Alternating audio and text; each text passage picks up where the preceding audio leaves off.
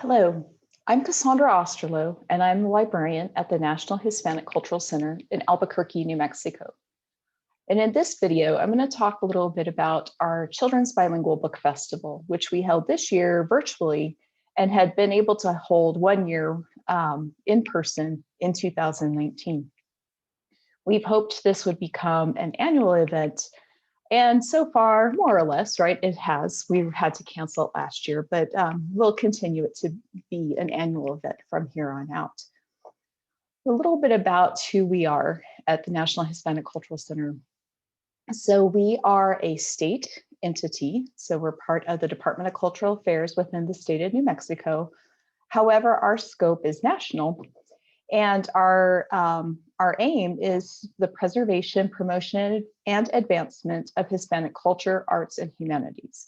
So that's what we look to do here at the NHCC.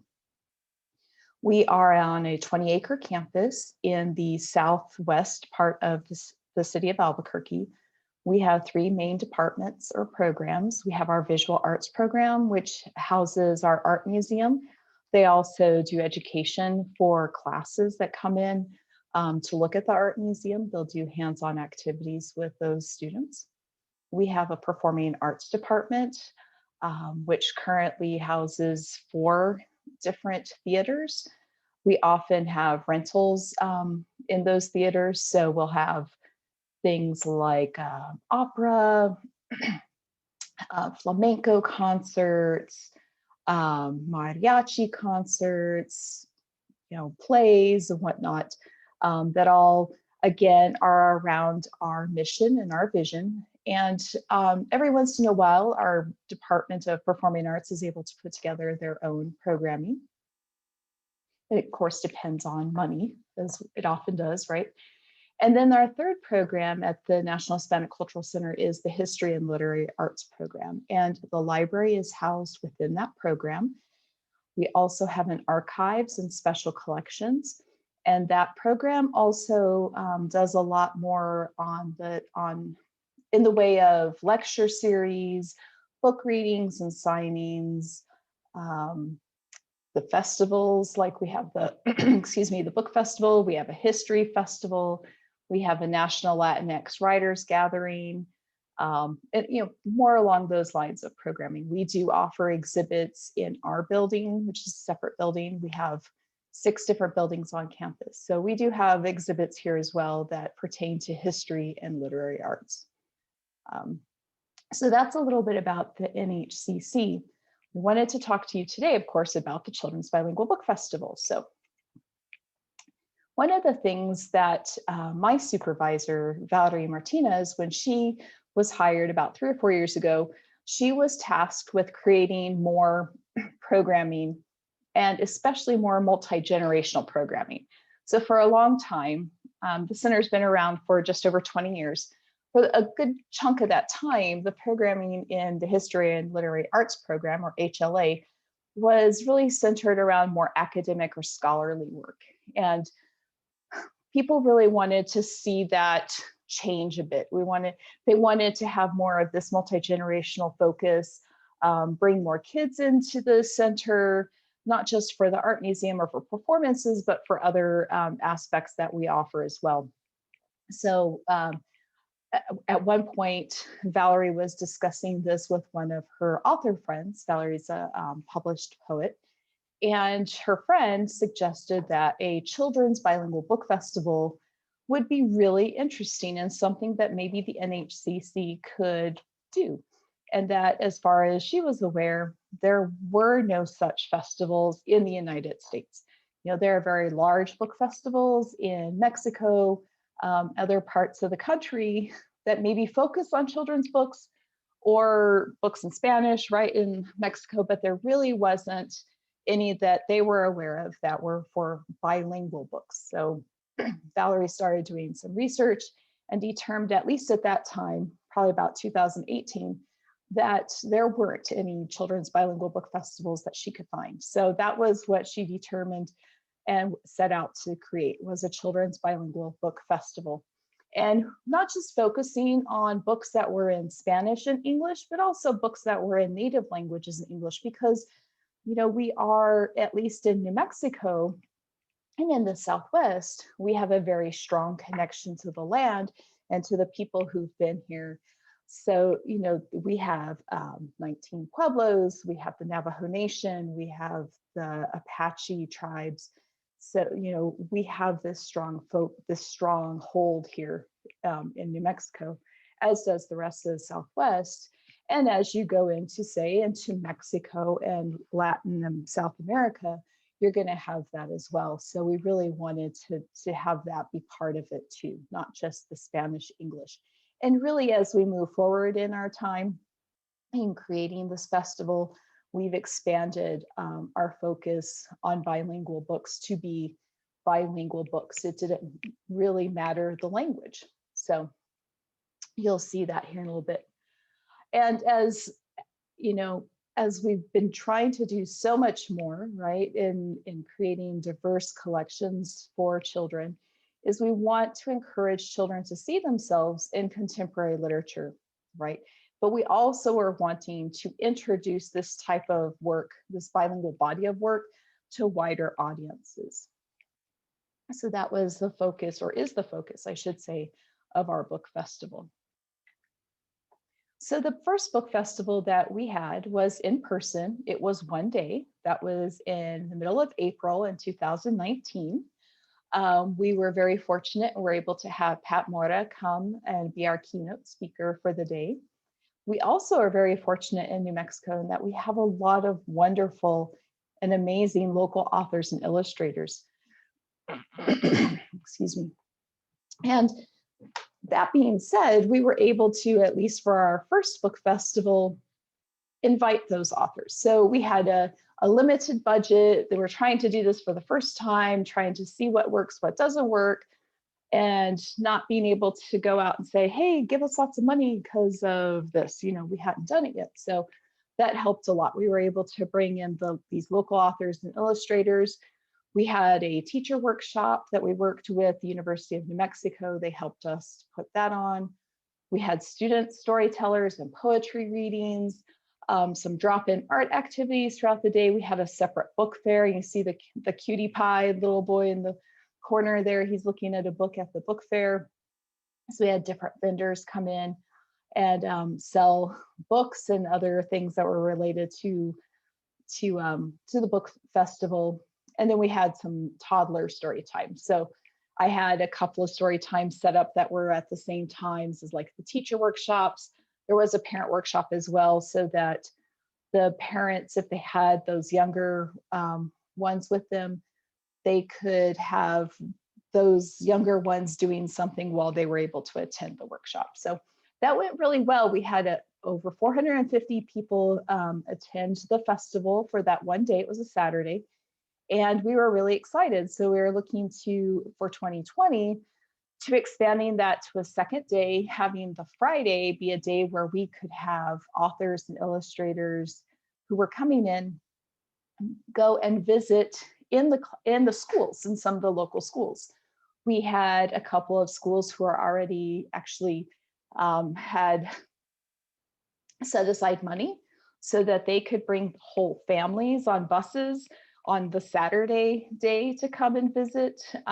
We had been able to get money from the NEA. Some of the partners that we had that were on board from 2019 were on board to continue in 2020. We got some more partners. The city of Albuquerque also houses the Indian Pueblo Cultural Center. We had started up a partnership with them to do some different workshops and readings that they were going to sponsor. So we were really all set and ready to go. And then, of course, we had to all go home in March and not be able to have anything in person. Considering that, excuse me, considering that this program was set for the middle of April, it was a very quick turnaround to try and determine what we could do if we were to do something that was not, of course, in person. And not knowing, especially in the very beginning of the pandemic, what we were going to be able to do or not do was a little difficult, and trying to turn everything around, right? Not just for this festival, but for everything else that we were doing we determined we would postpone it. But as we got into more time, we decided we just needed to cancel it for 2020 and focus all our energies on 2021.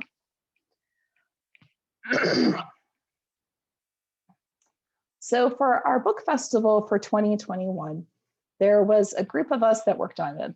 Myself, I have an AmeriCorps member who has been helping us in HLA, and she was part of the team.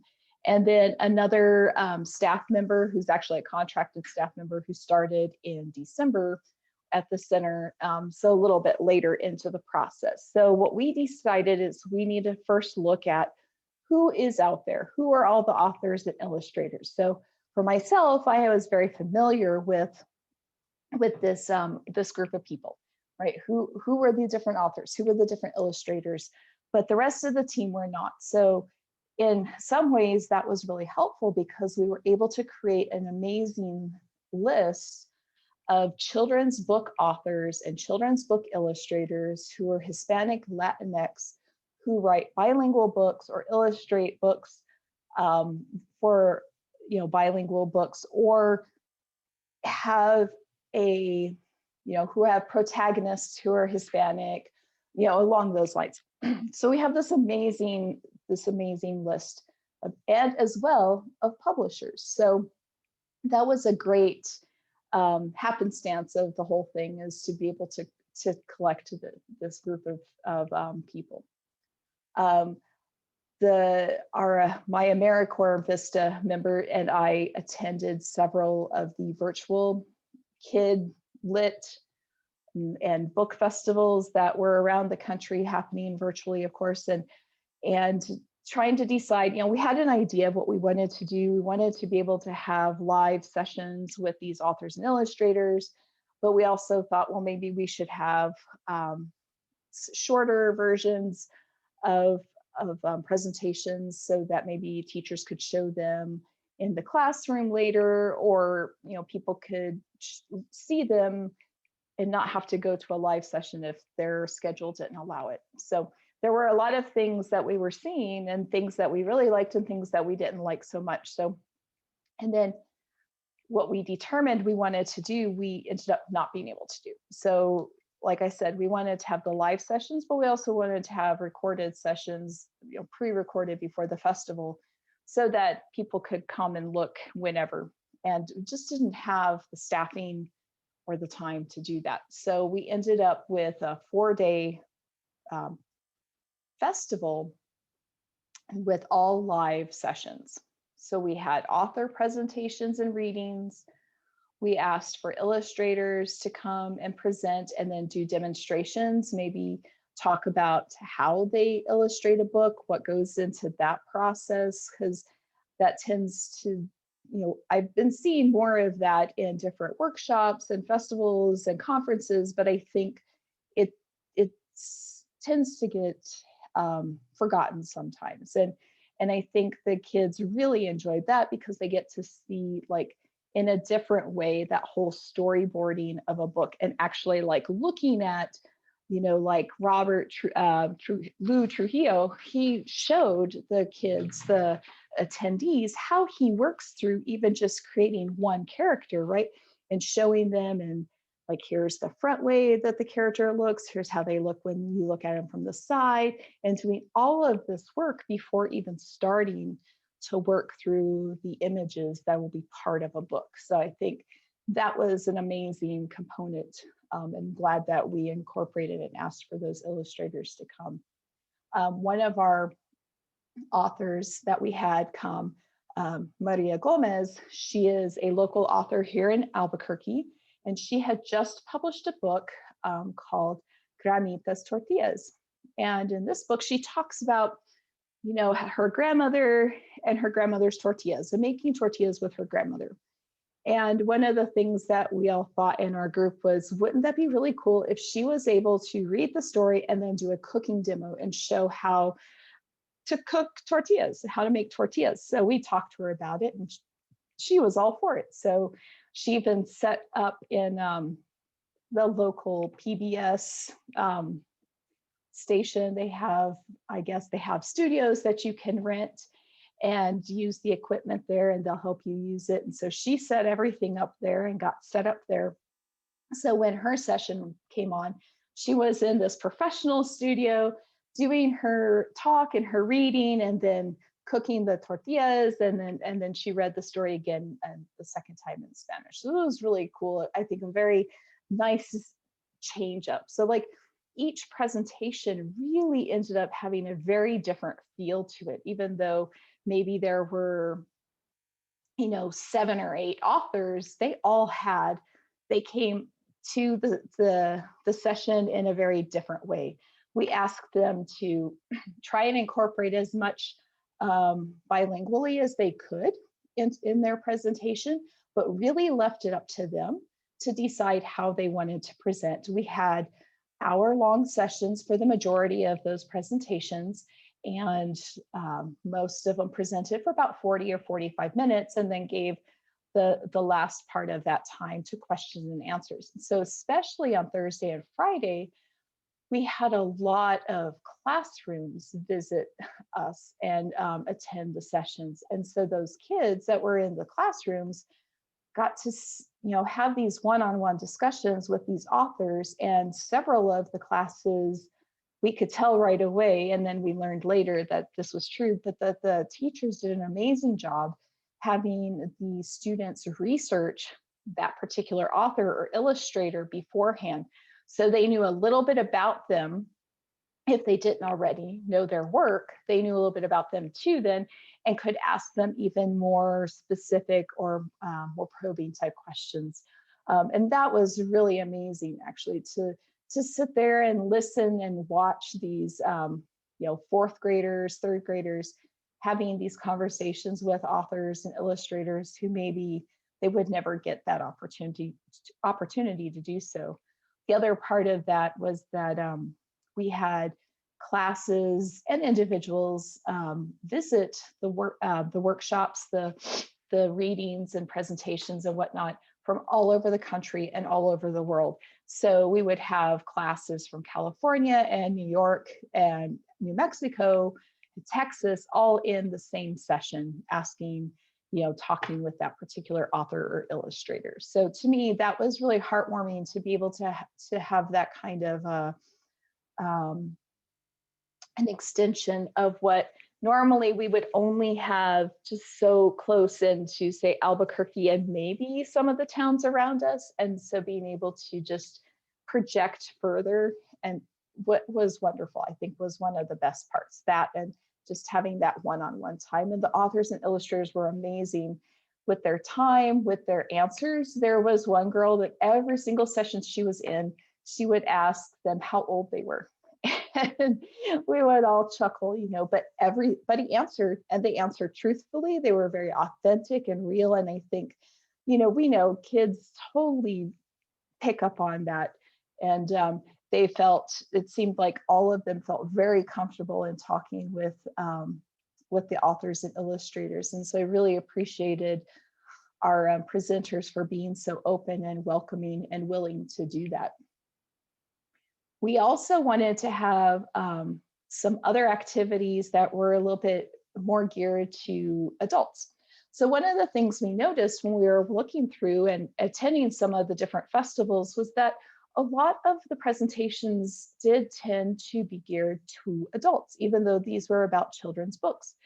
And so having the authors and illustrators come in and talk to the kids about their kids' books, was something we really, really wanted to happen.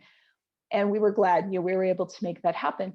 But we also understand that there are teachers and there are parents who are going to be with these kids who are maybe wanting to learn a little bit more and maybe have their own questions that are a little bit more than, how old are you, or what's your favorite book that you've written, or something like that. So we had a couple of different panel presentations, one of which was with Lee Francis IV, who is the founder of Native Realities, and Edward Wimatewa, who is a Native artist. And they talked about, illustrations and artwork from the Native peoples of the Southwest in children's books and in children's literature.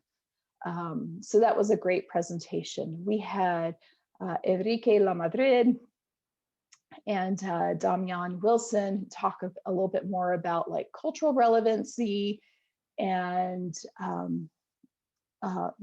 in children's books, excuse me. And then we had some different teacher and parent workshops that were a little bit more geared to how do you choose culturally relevant books for your bookshelves in your house or for your classroom, or how do you teach these types of books. So we worked with University of New Mexico.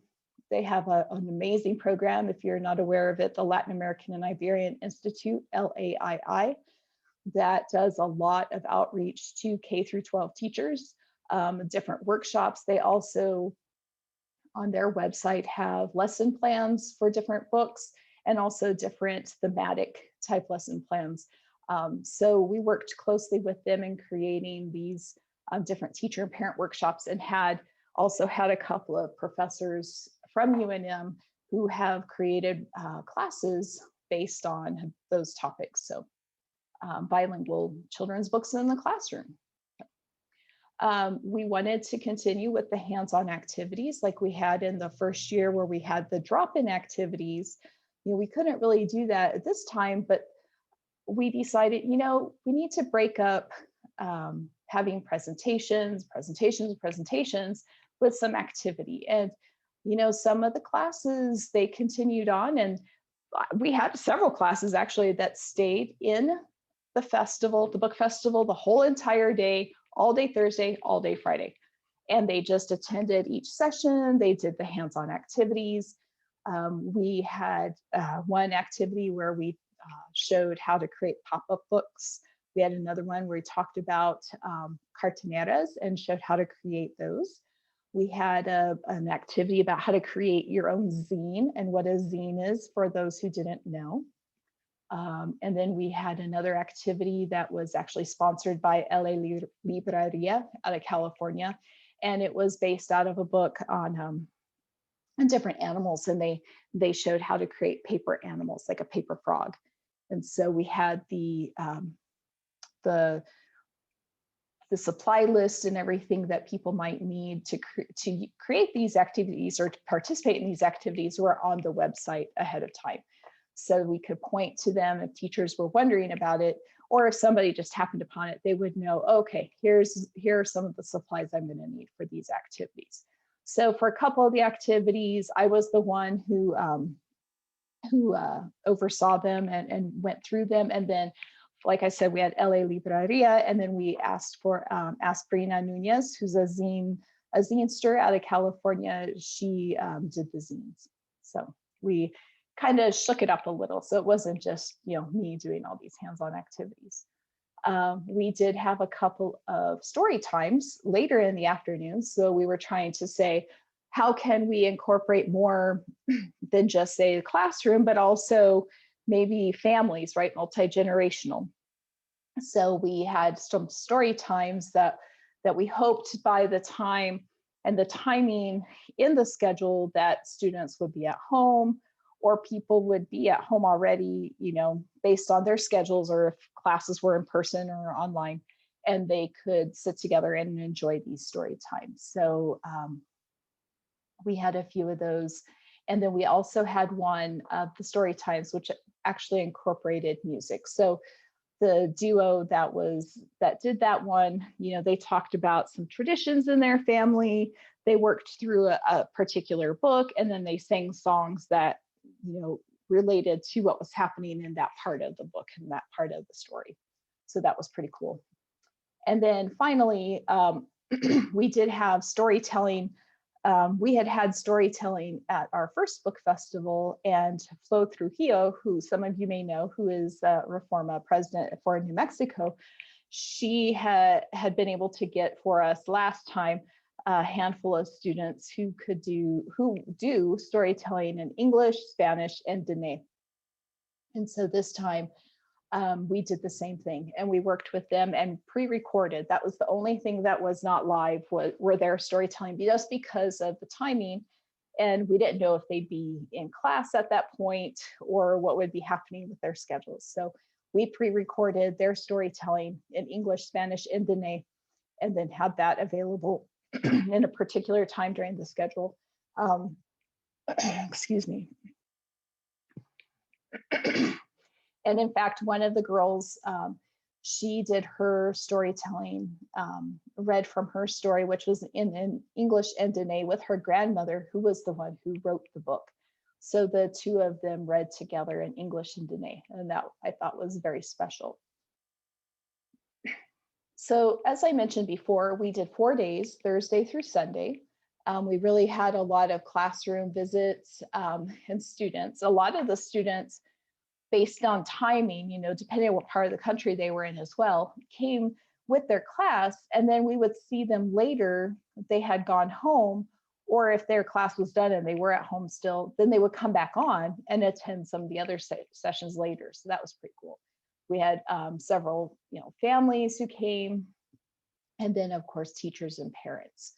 The one thing that was a little difficult and would change in the future, I think, it was really hard to gauge, is like how the marketing is hard enough, right? But how do we get people to come on the weekends who aren't like coming in person? So when we did it in person, they could come, they could walk around, they could do activities, they could visit the book fair and buy books. There was all kinds of stuff happening. But when it's on the computer and it's April, and maybe it's pretty outside, and you've been sitting in front of the computer all week and for the past year, you know, whatever, how many people are going to really come? And so the sessions on Saturday and Sunday weren't as well attended as, say, on the weekdays.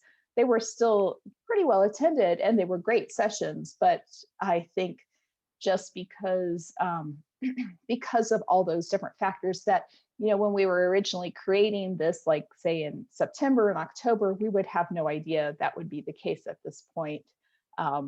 We couldn't have known. So we recorded as many of the sessions as we were able to. Some of the authors, you know, we weren't allowed to record their sessions because of what they were reading and, you know, what their publishers allowed and didn't allow. And we're able to then post those videos to our book festival website for people to be able to use and look at later, especially say for the classroom. What we did for the technology side of everything is that we created a Zoom link, a Zoom session, right, for the whole day. And actually it was the same link for all 4 days, and just kept it open. We kind of talked back and forth, how should we do this? Should we have one for every session? You know, really thinking about security and trying to keep things safe and secure for the presenters as well as the attendees. And I've done several online or virtual conferences now, you know, before this one even. And when we did the open Zoom for one of them, the New Mexico Library Association conference, it worked really well. What we did is we had a monitor for each session who kept an eye on, you know, the people coming in. If looked like there was something odd going on, they might, you know, privately chat with that person, or they could kick them out, right? So they had that option, that authority to do that if need be, so they could keep an eye on everything. It worked really well to do that. We didn't have any issues. We did, while people were presenting, we closed the chat, so there were no distractions there. And we muted all the attendees until the end. So there was, you know, attendees were muted when they came in. They were kept muted during the presentation, and they couldn't chat. So that eliminated a lot of distraction. And then once the presenter was ready for questions and answers, then we opened it up, and it was fine. We never had any issues with inappropriate language or anything in the chat, or anybody, you know, coming on with weird videos or anything like that. So just always being aware and ready for something that could happen that more than likely won't. But I did have that training with the monitors beforehand and talked to them through all the different types of things they could do if something happened, keeping an eye on this, this, and this. And then here are the different things that you could do if something happened. So, and like I said, we did record our sessions, the ones that we could. One of them, the Still Waters in a Storm, which I'll talk about in a minute, we did create a podcast. HLA, our department, we have a podcast that we started in last April. And we created this podcast for it. So that was kind of cool. And we had talked with the presenters beforehand to see if they were fine with that, if we could take the audio recordings and do that. So we were able to do that. And then we have the videos on the website. So a couple of other highlights from the book festival itself from 2021. One is Still Waters in a Storm. If you're not aware of this program, I highly suggest going out there and taking a look at it. It's an amazing program. Stephen Hoff, who is in New York City in Brooklyn, he created this program, Still Waters in a Storm, as a way to help children be able to have a place where they felt comfortable. If they only spoke Spanish, that was fine. If they only spoke English, that's fine. If they, are bilingual, that's fine. They come in. The way they kind of started from is that they were using Don Quixote as something that they would read together, discuss, and then eventually they actually were creating these programs that they would go around the city, and they've gone around a little bit further than just New York City to give presentations, give performances on Kid Quixote. So this young woman in the picture that's holding a little stuffed animal and book or something like it's hard to tell. Her name is Sierra, and she is played Kid Quixote in several of their performances. And she herself has now written a book about her experiences in being a part of Still Waters in a Storm.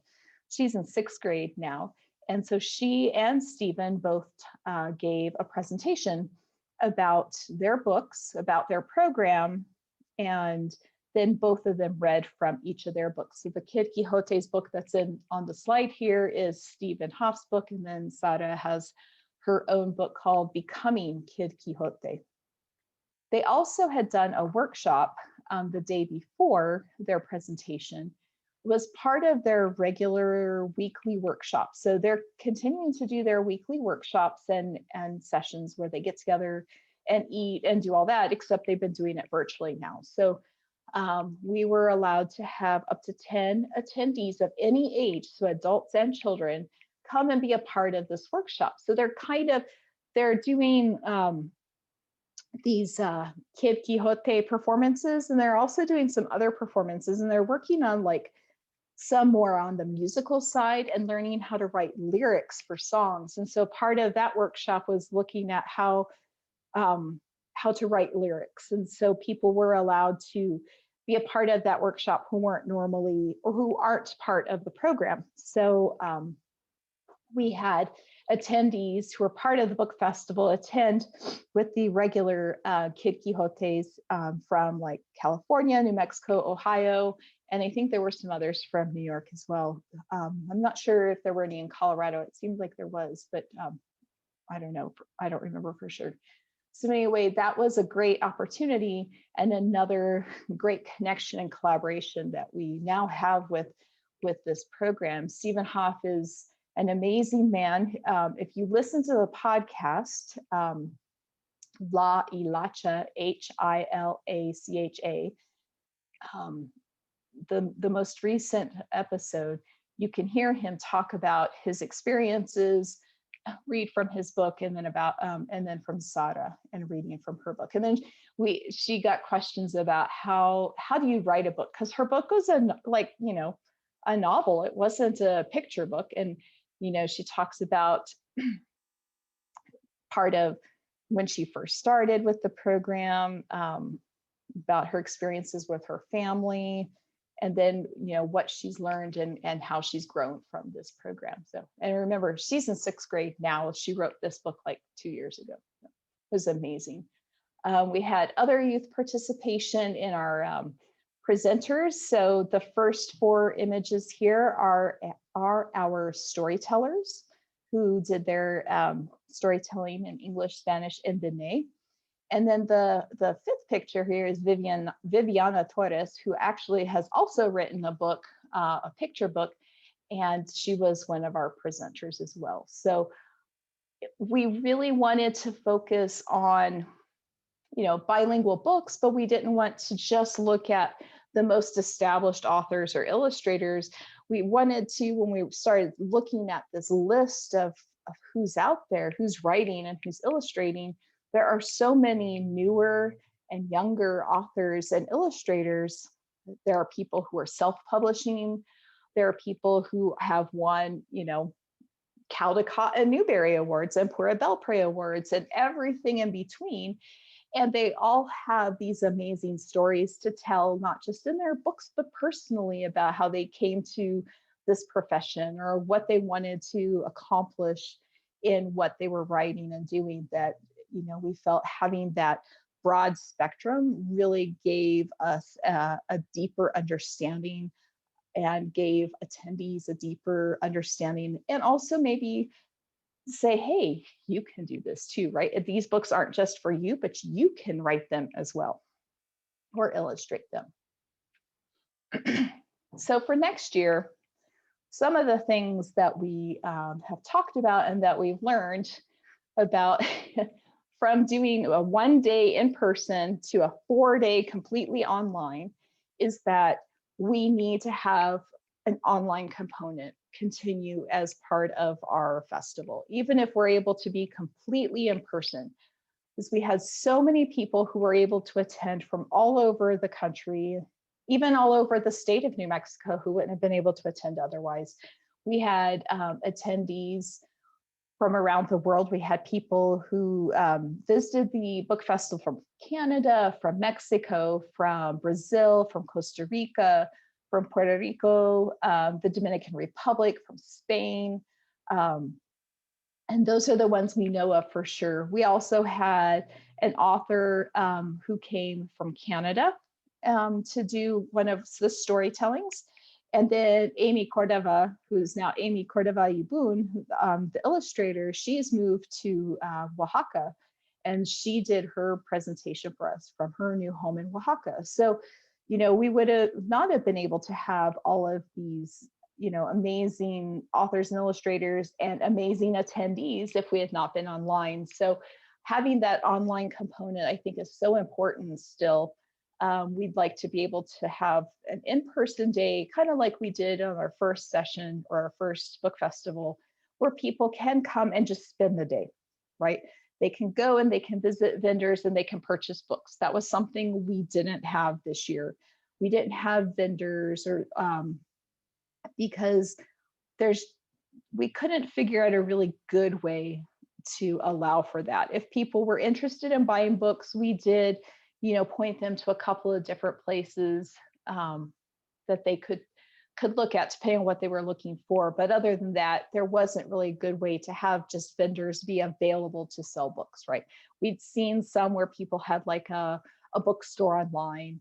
Well, then what books do you put there, right? Just the ones for the people who are presenting, or do you want to be able to have anything available? So that's kind of why we decided not to do any type of vendor this past year being online. But if we're in person, we can have that like book fair again. We can have people be here on campus to have, more hands-on activities. We could have some of our presenters could be in person, and then some would be online. And then the things that are in person can be streamed online for those who aren't able to be there and recorded. So that's what we're thinking could happen for next year. The staffing will have to look completely different than it did for the online. When we did our 1 day in person, we had a whole bunch of volunteers who were here, helping direct traffic. We had volunteer author ambassadors. So each author or illustrator had a volunteer that was assigned to them that took them around, made sure they helped to introduce them. They made sure they kept within their time. They took them to their next spot because they would do like book signings at the book fair. So after their session was over and they helped them maybe even with a question and answer session, then that author ambassador would take them to the book fair to where they were going to be sitting to do their book signing. The staffing for, the actual paid staffing, we would need to have extra staffing, I think, for that too. We had, like I said, an AmeriCorps member who, she had other projects she was working on, but this was one of them. We won't have that next year. It'll be myself and our HLA educator. We really need somebody who can do more of the administrative work, like contacting all the authors and illustrators and getting contracts written up and doing all the, collecting all the W-9s and getting the checks, all that information ready to get sent off to be written up, and all that kind of stuff, and just all of the correspondence that has to take place, and keeping people, in the loop of what's happening, and, all the emails that come in for the couple of weeks beforehand from the presenters, even though you've been sending them, emails and stuff, letting them know what's happening, they're still sending you, well, what about this? What about that? All the teachers who are wanting to know more, and all that kind of stuff. So, and keeping up with the website and keeping that, updated. And yes, there's a lot of extra work that goes into it. And, for me, this is just one tiny portion of my job. However, it took up a lot of my time, especially with 4 days and, like 36 different sessions, and trying to do something in a very different way that hadn't been done before. So I think having some extra staffing is helpful for a project like this. The money that we've received grants. The city of Albuquerque has been very generous. The past two book festivals, that a grant we had gotten for 2020, we did contact them when we had to cancel, and so that they took the money back because we weren't able to use it. So maybe in the future we'll be able to apply again. But the city has been generous. We've gotten small sponsorships here and there, but like for this year, we paid honoraria, and that was about it. We paid, we didn't have to fly anybody in. We didn't have to pay for hotels. We didn't have to pay for food. We didn't have to pay for food for volunteers. There were so many, we didn't have to pay for signage. We didn't have to pay for all the stuff that, to set up the book fair part, with the tables and tablecloths and all that kind of stuff. So we were able to do this big festival with actually not much other than just paying really nice honoraria to the authors, illustrators, and other presenters. That, of course, will have to be different in the future if we're going to have people coming in person, right? Have all those other costs again, and have to look at how we can do that. Sponsorships, and then maybe vendors will have to pay for a table like they might at any other conference, right? So so those are some of the things that we learned, but also ideas that we have to look at for next year. We did have a couple of other things that aren't listed here that will change, or will have to change for next year as well, is that we will have to, or we should, I guess, look at putting a little more information maybe in the schedule as to what programs are completely in English and which are bilingual. We didn't do sessions that were just in English or just in Spanish. As I said earlier, we asked the authors and illustrators to have their programs be as bilingual as they were comfortable with and they wanted. And so for some of those, we had Tracy Sorrell, who did, who her book is in We Are Grateful is in English and Cherokee, and also Spanish. And so she would read certain sections in English, certain sections in Cherokee, and then some in Spanish. So, then there were others who would just talk in English and Spanish, Spanglish, and there was a lot of conversation actually amongst and within all these programs and presentations that talked to that and talked about language and how language is so important, and how whatever your language sounds like, if it's you're speaking in English and you have some code switching happening, or you throw in some Spanish words here or Dene words there, that's okay. And how you might talk differently with the principal than you do with your best friend or something. So I also appreciate how much the authors and illustrators talked to that and talked about that with the students and within their presentations. So it makes it a little harder, I think, to say this session is only in English or this session is bilingual, because they were not really set up that way. But we did have some comments on that there were some sessions, especially maybe more the hands-on sessions, that there were students, maybe ESL students, who were having a hard time following the sessions because they were only in English. So we have to look a little bit into that and see how we can do that for the future. But that's the end of my presentation. The book festival website, the URL for it is listed here, www.nhccbookfest.com. You can see our schedule, the detailed schedule that gives a little bit more about like the different presentations, panels, and workshops, as well as the hands-on activities, gives a little bit more information about each of those. I also listed, who all the authors and illustrators are that attended, and some of their books that they've written or illustrated, or both. And then also the videos that we're able to record are available on that website as well. That will be the URL for the next year's website. And yeah, so if you have any questions, or you want to know more, or you just want to talk some more about bilingual children's books, please reach out to me. My email is listed there, and you can always just search for me, NHCC, as well, if you're unable to remember or get this written down. So anyway, thank you very much and have a beautiful day.